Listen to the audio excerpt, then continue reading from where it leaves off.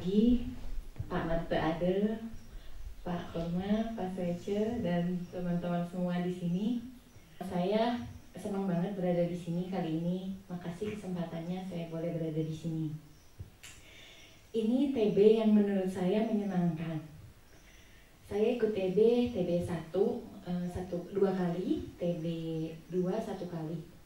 Waktu TB pertama saya lagi depresi banget, yang bener-bener depresi banget hidupnya. Yang kedua TB 2. Nah, jujur saya nggak enjoy sebenarnya ikut TB tuh. Jadi kayak penyiksa yang tiada henti, tiap hari saya ngitung hari gitu kan, pengen pulang gitu, ngitung hari, menderita banget. Belum teng subuh-subuh gitu kan, sedih bangun gitu kan. TB 1, TB 2 saya nggak enjoy. TB 2 tuh saya maksa juga ikut, dan bener-bener nggak betah kalau mau jujur. Nggak betahnya kenapa? Saat itu juga pesertanya, akhirnya saya mengerti sekarang sih, pesertanya itu waktu meditasi gitu kalau nggak kentut sendawa. Sedangkan kan kondisi saya lagi depresi gitu kan, yang kesini tuh pengen tenang gitu loh, bukan mau dengerin orang kentut atau sendawa gitu, jujur aja gitu kan. Gitu kan, makin nggak tenang gitu kan, akhirnya stres gitu kan. Sempat ada nggak enakan gitu, Pak Marte tapi bijaksana ngomong gini, nggak semua bisa accept ada yang kentut sendawa gitu, karena kondisi di dalam kita itu saat itu kayak apa gitu. Kalau kayak lagi stres, dengar apa sedikit aja kepancing gitu kan. Pak Marte bijak banget jawabnya gitu kan. Jadi saya benar-benar respect sama Pak Marte. Habis itu saya ngilang bertahun-tahun. Sebenarnya bukan karena ilmu TB nggak bagus, tapi karena sayanya itu belum nyampe gitu. Maksudnya kan bener-bener yang aduh ikut TB lagi yakin gitu kan. Jadi saya mau ikut TB 3 tuh udah ditunda bertahun-tahun. Sampai akhirnya saya belajar macam-macam gitu. Akhirnya saya sebenarnya motivasi ikut ini tuh simple. Mungkin teman-teman nganggap saya konyol banget, tapi ini bagi saya dan kenyataannya begitu. Saya tuh punya anjing. Anjing itu tuh yang menghibur saya, yang akhirnya saya terakhir tuh udah kondisi depresinya akut, sampai kalau tidur tuh teriak-teriak. Selain itu, saya itu udah sering sesak, sampai udah nggak bisa tidur berhari-hari. Bangun tidur tambah capek, makin banyak tidur tambah capek. Nah setelah punya anjing, saya bisa ketawa, lebih ketawa gitu ya, bisa ketawa gitu. Pertama kali punya anjing tuh saya marahnya serem loh. Saya aja nggak nyangka saya punya kemarahan sebesar itu. Anjing saya pukulin bener-bener, gara-gara dia pipisnya sembarangan. Anjing umur 2 bulan loh. Saya pukulin, saya marah gitu sampai dia ketakutan masuk ke dalam kursi. Saking ketakutan sampai gemeter. Habis itu, mau nangis ingat. Habis itu saya lihat, wih, diri saya ngeri banget gitu, dalamnya ternyata kemarahannya sangat banyak gitu kan. Akhirnya saya diem nangis. Anjing sekecil itu saya bisa pukulin gitu, serem banget kan dalam diri saya. Nyesel gitu bisa mukul dia yang nggak bersalah. Nah, habis itu lama-lama saya udah memutuskan ini saya makin gila nih punya anjing. Tiap hari pipis pup. Saya tuh jadi tambah kerjaan beresin pupnya dia sama pipisnya dia gitu kan, kayak orang gila. Ngepel gitu sehari berapa kali gitu kan. Akhirnya udah saya punya ide. 1 bulan dia nggak berubah, saya mau kasihin orang atau dikembaliin penjualnya gratis. Sudah punya ide hebat kayak gitu kan. Terus akhirnya lama-lama dia bisa tanda kutip ngeri hati saya, karena setelah dimarahin kan dia nyamperin gitu kan. Akhirnya saya jatuh cinta sama anjing saya gitu kan. Nah setelah itu tambah deket udah sadar ini melekat banget gitu. Pergi kerja 3 jam aja udah kepikiran, aduh anjing saya gimana gitu kan. Nah akhirnya saya mikir TB ini kan lama 12 hari. Saya pikir gini, ini suatu hari anjing ini mati. Kalau enggak saya duluan yang mati, kan pasti pisah, ya kan? Terus kalau kamu nggak retret terus gara-gara anjing kan konyol dulu gara-gara depresi gitu kan.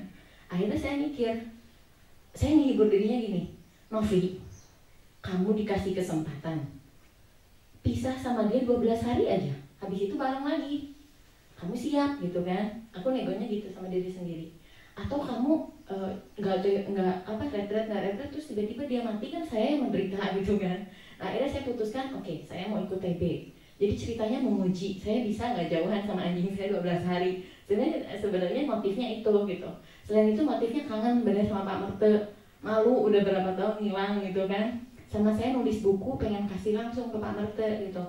Nah akhirnya ternyata setelah saya ikutin TB ini asik loh.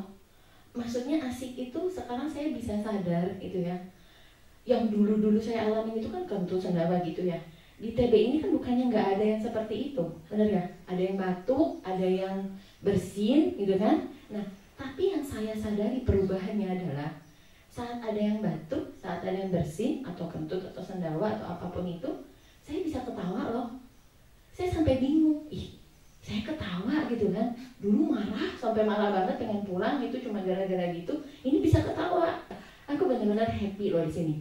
Nah, terus yang saya rasain lagi, ada kemarahan-kemarahan lagi yang halus banget di dalam.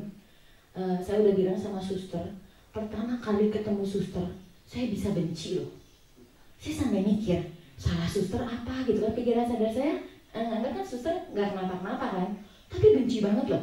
Sampai semuanya saya komentarin gitu kan, suster ini kenapa sih gitu, apalagi cincin gitu, saya pikir kenapa suster pakai cincin, ngomel terus gitu kan. Saya sampai mikir, tapi ada pikiran saya yang bilang, Nov, lu ngapain sih si suster dikomentarin gitu kan, gak salah apa-apa juga, suster gitu kan. Bisa benci banget, saya sudah mikir, aduh ini kok saya gini gitu kan, tapi udahlah biar, tapi saya udah bertekad habis selesai TB mau minta maaf, udah kemarin udah minta maaf ya suster ya. Nah, terus udah, jadi saya bisa melihat di sini ya, terima kasih banget sama program TB ini. Ternyata di dalam diri kita itu masih banyak yang kita nggak tahu, yang bisa muncul setiap saat. Biasanya kalau saya udah mulai keluar sifat-sifat jeleknya, saya mulai nyalahin diri saya. Novi, kamu udah belajar ilmu ini, ilmu itu, kemana-mana belajar, kok masih negatif gitu kan, nggak pantas gitu. Jadi lucu, kalau itu muncul jadi tambah negatif kan. Nah, tapi dengan kemarin penjelasan Pak Marte, saya makasih banget, akhirnya saya sadar, yang di bawah kan kita, yang di dalam kan nggak tahu gitu kan, tinggal kita mau sadarin atau enggak, itu aja kan. Nah, terus udah meditasi hari awal tuh berat banget, karena saya jujur ngaku di rumah jarang latihan. Seminggu paling 1-2 kali gitu kan. Nah, di sini jadi berat banget. Sempet ada penyesalan gitu kan. Kenapa nggak siap-siap gitu kan, jadi menderita gitu kan. Tapi hari-hari berikutnya udah mulai enjoy, seneng gitu meditasi, udah siap. Nah, akhirnya hari keberapa itu saya excited banget, seneng meditasi, wah jadi semangat gitu kan, nggak ngantuk, seger seharian itu. Ternyata excited berlebihan juga nggak boleh. Air liur saya nggak berhenti ngalir. Jadi baru tutup mata sebentar ngalir terus, turun lagi. Saya tanya Pak Marte, jantungnya selalu kayak pengen. Akhirnya saya mikir, wih ini tantangannya berat juga ya. Terlalu nggak seneng nggak boleh, terlalu seneng juga nggak boleh, harus bener-bener jaga gitu kan. Akhirnya saya belajar, oh iya ya, pengen meditasi nggak bisa tuh rasanya kayak gini gitu kan. Jadi saya ngerasain jantung, akhirnya air liur saya hilang, bisa meditasi lagi. Nah, terus udah gitu biasa, saya terbiasa untuk perfect. Jadi waktu hari keberapa yang Pak Merte ngecek itu, saya sempat down tuh, sampai nggak mau TB lagi, udah berpikir hari itu ya, saya nggak akan TB lagi, malu gitu. Waktu Pak Merte bilang ada 10 orang konsultasi, 1 TK1, yang lainnya TK2, TK3. Kan saya tahu yang TK1 itu saya, masih kecil banget gitu kan, Pak Merte bilang udah ada gitu kan. Akhirnya saya di situ tuh down. Kenapa? Saya sadari akhirnya, program di bawah sadar saya dari dulu terbiasa kayak dibanding-bandingkan sama cici saya. Jadi jujur saya tuh dari kecil sama cici saya tuh kayak bertarung. Yang rankingnya di bawah dijadiin musuh, dimusuhin beneran. Jadi yang rankingnya bagus disayang, yang rankingnya jelek dimusuhin. Jadi kan sudah terbentuk pola kita harus menang gitu kan. Kalau kalah pasti dimusuhin di rumah gitu. Nah itu ke bawah banget. Singkat cerita akhirnya saya melihat banyak banget luka di dalam diri saya. Dan kuncinya kalau meditasi itu nggak usah banding-bandingin, karena itu benar-benar sumber penderitaan. Saya juga ya, saya udah minta maaf juga ke Ci Yuniar. Saya pernah iri sama Ci Yuniar begitu tenang gitu, kayak orang suci gitu. Tapi saya juga udah minta maaf karena itu muncul. Nah singkat cerita saya cuma mau bilang, untuk orang-orang yang kayak saya begini gitu ya, kita jalani prosesnya masing-masing. Semua itu ada jalannya sendiri-sendiri, nikmatin prosesnya. Yang terjadi di luar itu ternyata ya sebenarnya urusannya di dalam. Kalau hati kita happy, hati kita tenang, yang di luar kayak apa tuh kita sebenarnya baik-baik aja. Pak Merte, makasih banyak. Pak Mertu tahu saya udah bekerja keras, itu berarti banget buat saya. Pak Suece, makasih semangatnya. Pak Korma, terima kasih semuanya. Sampai jumpa.